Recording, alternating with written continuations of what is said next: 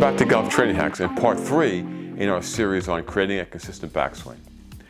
Now in part 1 and 2, we worked on hip alignment, pelvic alignment, because pelvic alignment is so important to keep your spinal alignment correct. And if you want to keep a consistent backswing, you need to hit certain spine angles. And without good pelvic alignment, it's really tough to hit those spine angles. Now, we also worked on hip internal rotation, because hip internal rotation is very important in the backswing. So many things can happen to your backswing when you can't get into internal rotation. You're going to compensate.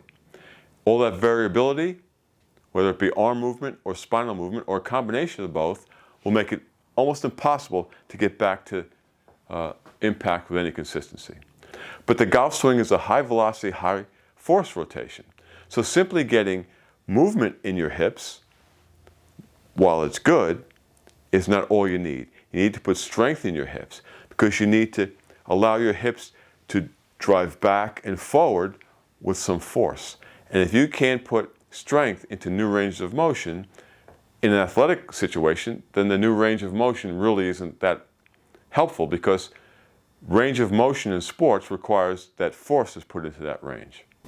So the key to getting a consistent backswing is to maintain consistent spine angles and to rotate around a stable, neutral spine in those spine angles.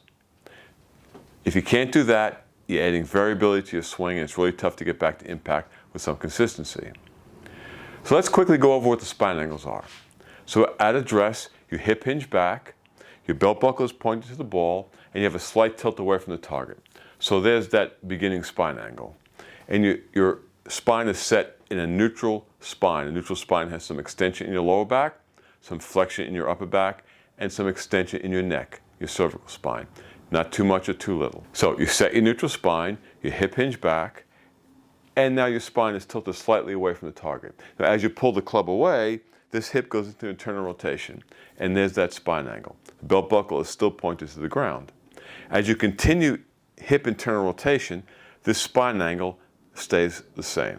Your belt buckle is still pointed to the ground. So we don't have this kind of movement.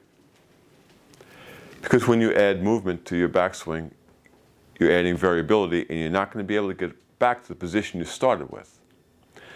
So spine angle is critically important, but so is this hip internal rotation. Because if you're stuck here, it's really hard to keep this spine angle. And you do more things than you need to do in your backswing. Maybe you'll have an early wrist set to get the club back. You'll pull your elbow back and collapse your arms to get the club back. You'll go into a reverse C. Maybe you'll stand up too soon. So in this video, we're going to work on more hip internal rotation techniques, and we're also going to work on improving the strength in your hips so it can be a more forceful swing, and actually a safer swing, because when you have improved range of motion without strength, it can be a destabilizing factor in a joint, especially during athletic movements. So let's get started.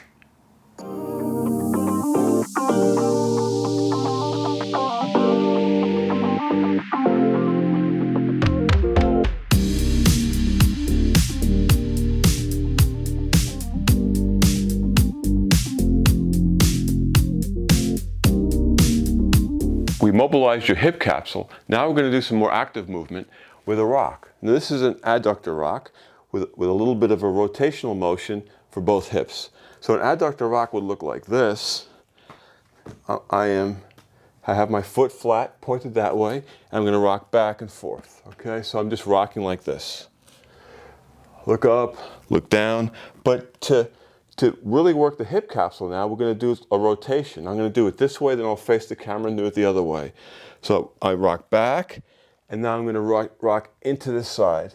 I'm going to roll back and roll into this side. Okay, so I'm not just rocking straight back, I am also making a turn. Okay, so I'll go from here.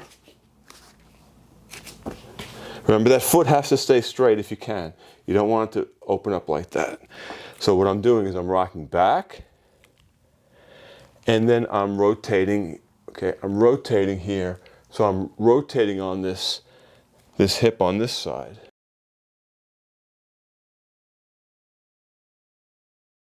Down, and one more.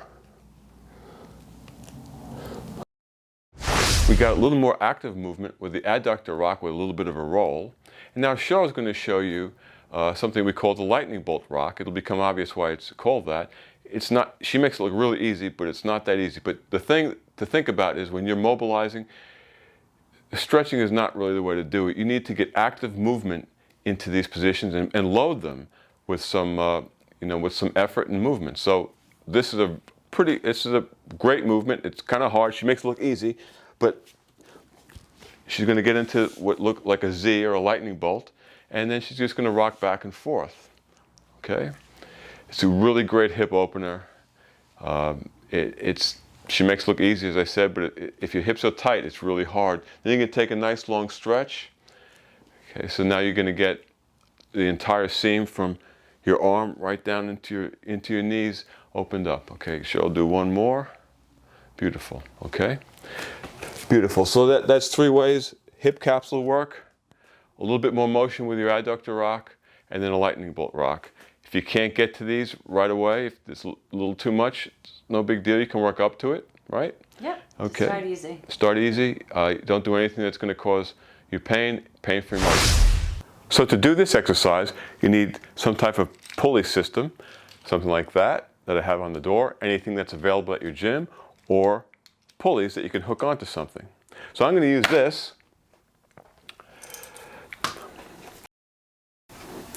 What you want to do is grab the pulley, raise your leg, pull the pulley into your chest, and then rotate into the pulley. So now I'm going into internal rotation on this right hip.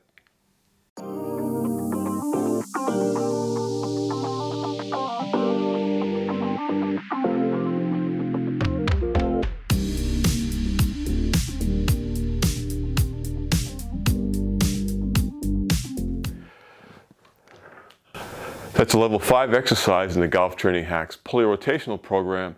It's a great way to get some force and load into the new hip internal rotation that you've gotten from your mobility work.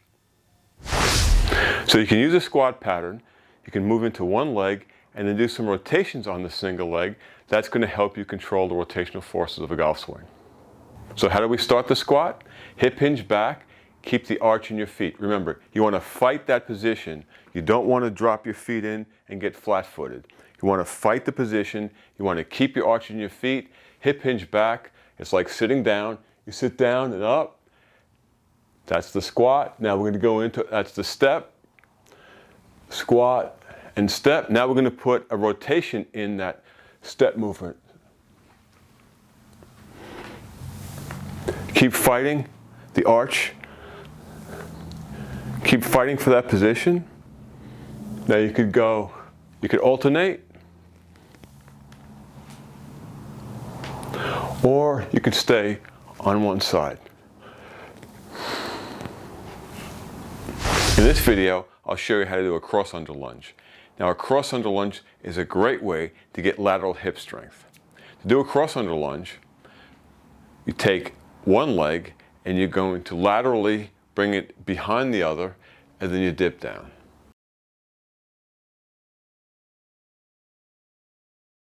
When you're doing these, you want to make sure that you're going as laterally as you can. And as with all the exercises we talk about, if you can't get all the way down, that's fine. Now I'll show it to you from the side. This leg goes laterally across.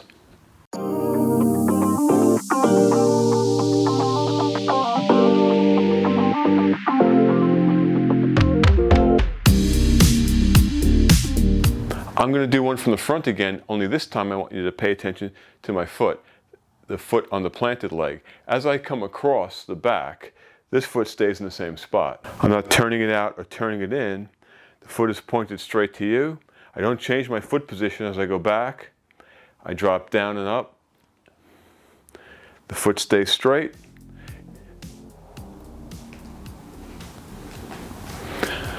Cross under lunge, great way to get some lateral hip strength.